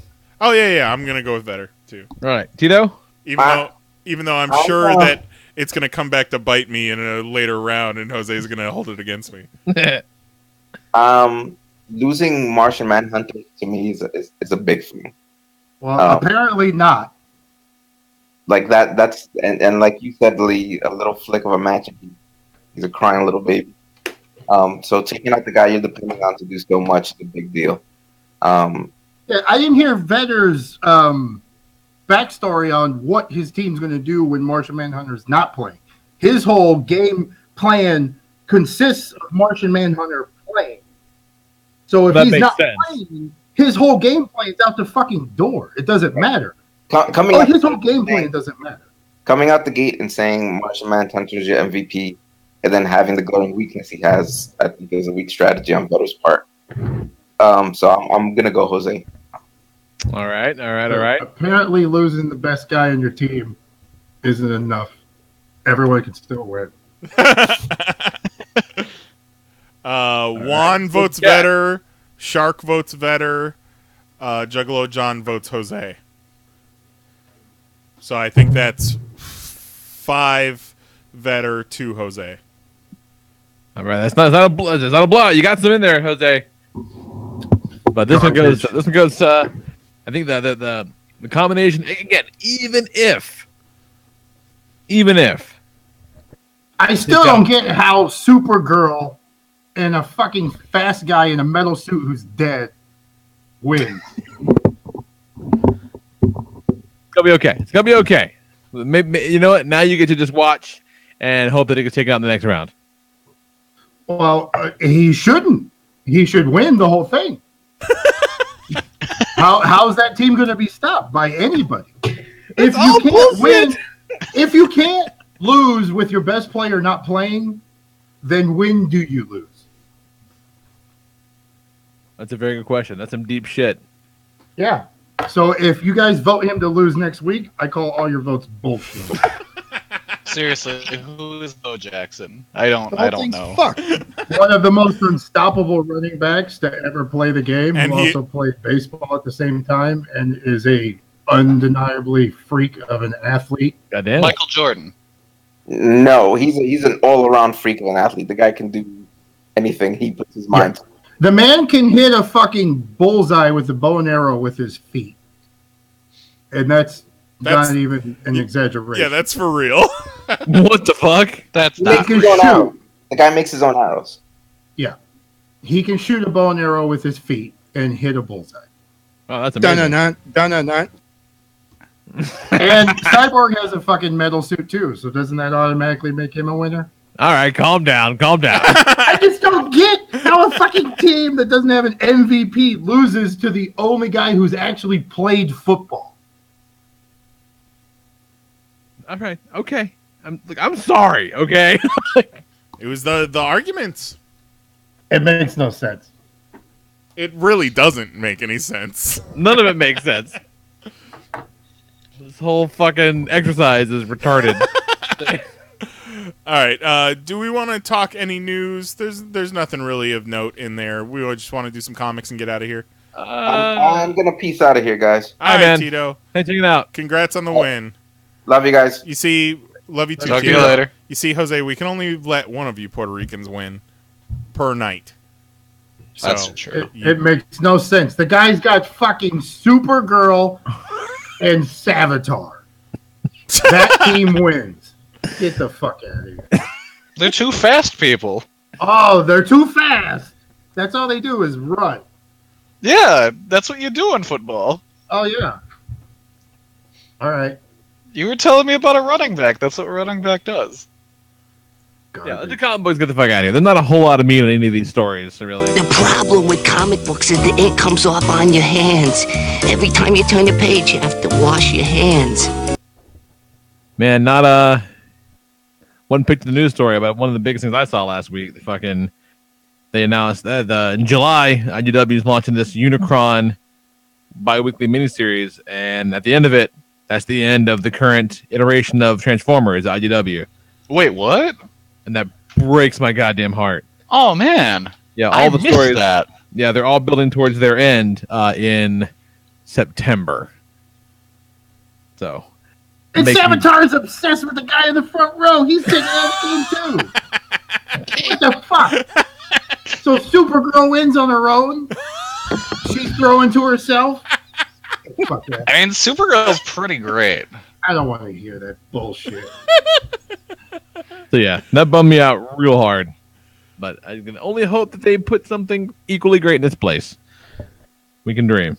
Because, boy, that's good shit. Alright, so yeah. On to it. No one's fucking satisfying. Super Sons 14. Yeah, it was. Like, I like that book. I'm a big Robin Mark. I like Damien a lot. And the teaming him up with fucking white bread Superboy is a pretty good combination. Everything about it was fun. I like the art. I thought was really cool. They have put really good artists on this book from the beginning. It's got Carlo Barberi on this one. It's damn good. So just, Talia al Ghul is trying to kill Lois Lane. And, of course, the boys can't have that. Obviously. It was fun. It was really, really good. I liked it a lot. Pretty good. As a prologue to the big Shattered Grid thing that's starting out, Go-Go Power Rangers number 8 came out. And, boy, it was good, too. And I am probably more excited for this fucking Shattered Grid thing than I have been for a lot of comics in a long time. Like, yeah, it's stupid that it's shaping up to be this interesting and this good. Like, it's dumb.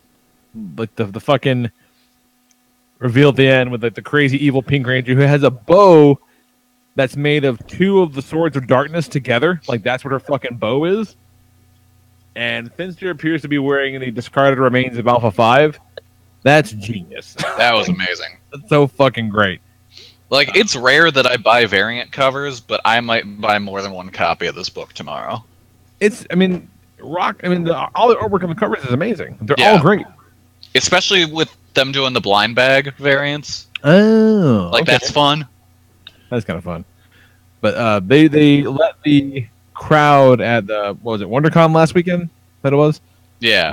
The crowd at the Shattered Grid panel all got to read tomorrow's issue before anybody else did. People were losing their shit about it, I guess. So we'll see if it lives up to the fucking hype. I think it might, though. Batman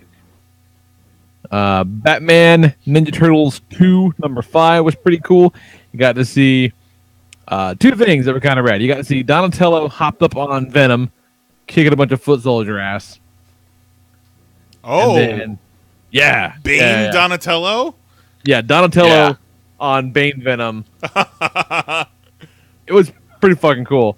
It was awesome. And then reeling from his injuries in the last issue, Splinter's on death's door.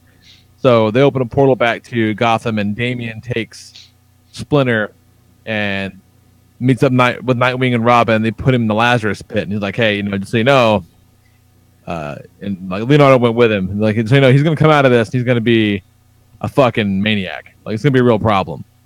And I think about Raphael. Raphael's like, "Nah, he's gonna be great. He's a great ninja." And the next time you see them, they're kind of coming back in, and Splinter's fine. And Batman says something like, "Wow, this is amazing. I've never seen anybody recover from this quite so well."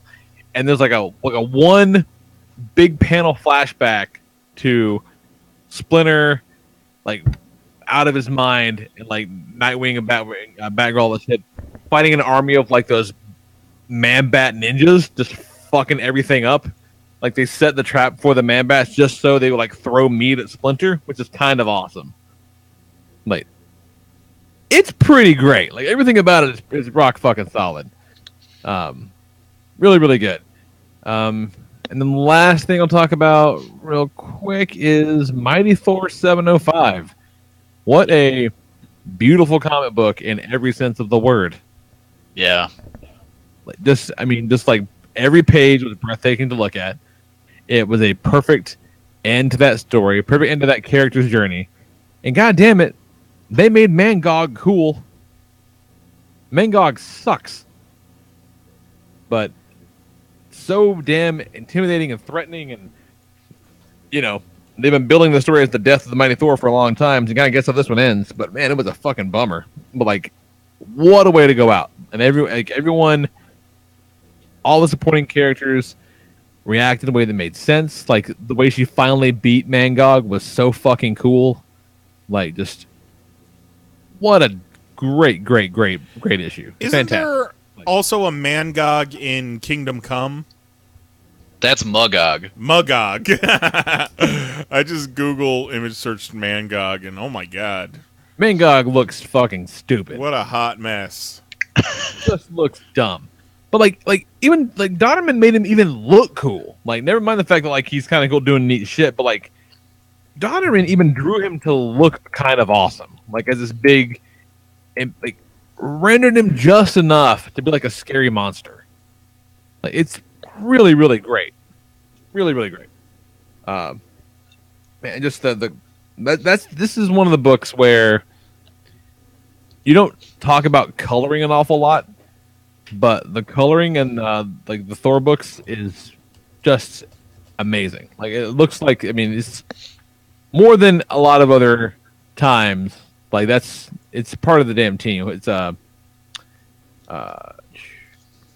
Matt Wilson, who does a lot of really good work, but just really playing with these crazy gradients, like crazy like cosmic shits. Like it's really spectacular. Like I do not want this team to not be doing this anymore, but it's really great. Oh yeah, and I just took a really fucking stupid picture of Mangog in the chat. yeah, that's him. Probably drawn by everybody's favorite Jack Kirby. Yeah, probably. Artist Jack Kirby. That checks out. Makes sense. Looks like hot trash. Yeah. But man, really good. Yeah, it's probably those Vince Coletta inks on that one. Yep. What you got, Kelly? I read through all 4 of the so far released volumes of a newer manga series called Golden Kamui. And this is going to be the next big thing. Like, it's fucking incredible. So, the story centers around a dude named Sugimoto, who is a veteran of the Russo-Japanese War from the early 1900s. And he discovers that there is this stash of hidden gold somewhere. And the only way to find it is if you take all these maps that are tattooed onto a bunch of different prisoners' bodies and combine them. Oh. And the way that they're tattooed on, pretty much, unless you get their cooperation, you have to kill and skin them. Oh. And so as he's going about finding this, he's helped along by this little girl who, her name is Sirpa. And she is from... And actually, the whole series so far takes place in Hokkaido, which is the northern part of Japan, and was more of a... I guess the best way to describe it is they're more of like the Native Americans that were here, you know? Okay. In terms of their lifestyle and stuff. The land is much more rugged, it's more wilderness, and there's a lot more animals and stuff. Okay. So he's kind of helped along by this little girl, who also is just like an expert hunter and shit. And it's really fucking good. It's incredibly violent. The Sugimoto is known as the Immortal Sugimoto because he just couldn't be killed in the war. Like, he'd just get horribly fucked up and would just keep coming back and wouldn't die in battles. Yeah, Immortal Sugimoto is going to be at Evolve, I think. So yeah, it's just about these two going through and trying to find this gold. Because the gold is part of the people that initially hit it, or the people who it initially belonged to, Asirpa's dad was one of them. He was kind of stalking it, and they were going. Hokkaido was kind of planning to, I guess, secede, and they were stockpiling all this gold. But then it was taken by some bad dudes who then tattooed the where it location is. on some other dudes. Yeah, and like 20 different guys. That seems like not a lot of forethought in that plan. It's a really great series so far. The art's gorgeous. Every now and then it turns into like a cooking manga for like half a chapter. The fuck? Where it's just Asirpa showing how they used to cook things back then. That's kind of funny. Yeah, and so like one of my favorite parts is she'll always just be trying to give Sugimoto like quote unquote the best parts of the animal. So she's like, "Hey, you gotta just eat the brain whole. Just eat it." Oh. And he's trying his best to not be rude, so of course he eats it and just hates every second of it. Jesus Christ. But yeah, it's a lot of like really kind of accurate depictions of people skinning animals and stuff like that, and it's very interesting and incredibly authentic to the time. Huh, like in the back of each book they show their kind of research bibliography, and it's a big ass list. Yeah. Wow. Golden Kamui is the name of the series. Kamui is the word used by the people of Hokkaido for certain gods, and so this is the Golden God. It's a great series. The anime starts up in April, actually. As far as I know, no one has picked it up yet for American distribution, but they'd be leaving a lot of money on the table if they don't, because I saw the trailer today and the animation looks gorgeous. Give Netflix 5 minutes. I'm sure they'll have it. Yeah. Yeah, really fun series, really well written. Check it out. 4 volumes are out so far. Volume 4 just dropped last Wednesday. Right on. Hell yeah. And yeah, that's about it. That's the only thing that was really super noteworthy. Hell yeah. All right, what you got, Knize? Catching up on some Marvel movies in prep for Infinity War, so watched Age of Ultron and Spider-Man Homecoming. Homecoming obviously is great. I think it's the first time I watched it since it came out. Michael Keaton is goddamn amazing in that movie. So great. Age of Ultron I've always liked. People give it a hard time, but I enjoy that one. It's got warts, but I do like it. Like, I legit like it, and people do shit on it. And then 2 Netflix things. Game Over Man, which is a Netflix original. It's the dudes from Workaholics who are maids at a hotel that gets taken over by terrorists, and they have to thwart the terrorists. Oh shit, that sounds amazing. And it's actually it's pretty fun. That sounds fun. It's got a lot of cool celebrity cameos in it. Shaggy's in it. Steve-O, Action Bronson, Donald Faison. Because like the main story is this prince, like this Middle Eastern prince is this big like Instagram star, and he's having a party on the penthouse or the rooftop bar of this hotel, and so he's got a bunch of like C and D-list celebrities there hanging out. And you get to see Adam Devine's dick at one point. Hey, all right, good for that guy. For a good long period of time.